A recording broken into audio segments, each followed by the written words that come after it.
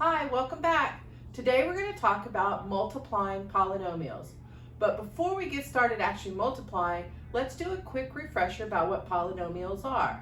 Remember, polynomials is just an expression that has multiple terms in it.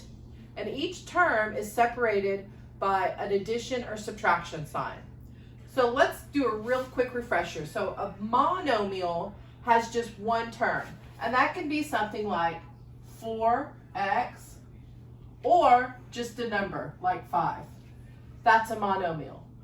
And then a binomial has two terms like 2x plus 1 or 5y plus 6y squared.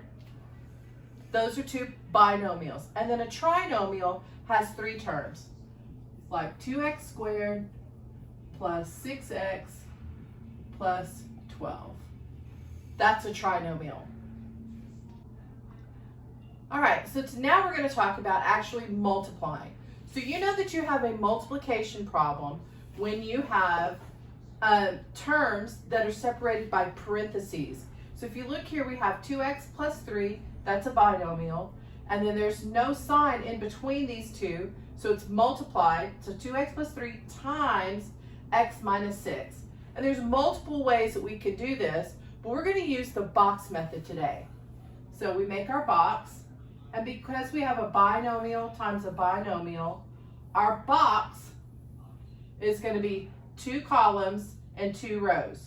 So we put our first binomial on top, 2x plus 3, don't forget the signs, and then x minus 6 goes on the side.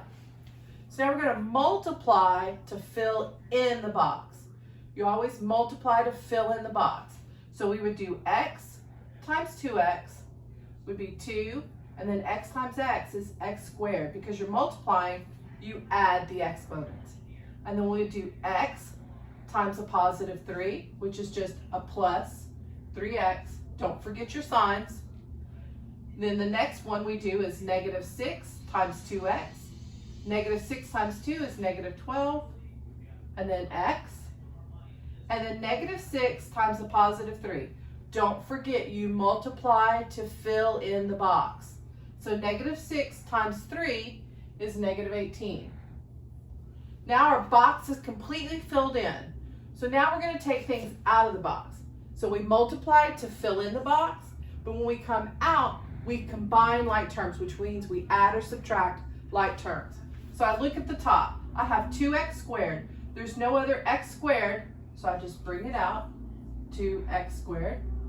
And then I have a 3x minus 12x. These two are like terms, and you're usually going to find your like terms on a diagonal. So negative 12x plus 3x, or 3x minus 12x, is negative 9x. Don't forget, because they're different signs, you subtract, take the sign of the larger number, and then a minus 18. There's no other constant without a variable, so we just do minus 18. And that's how we do the box method.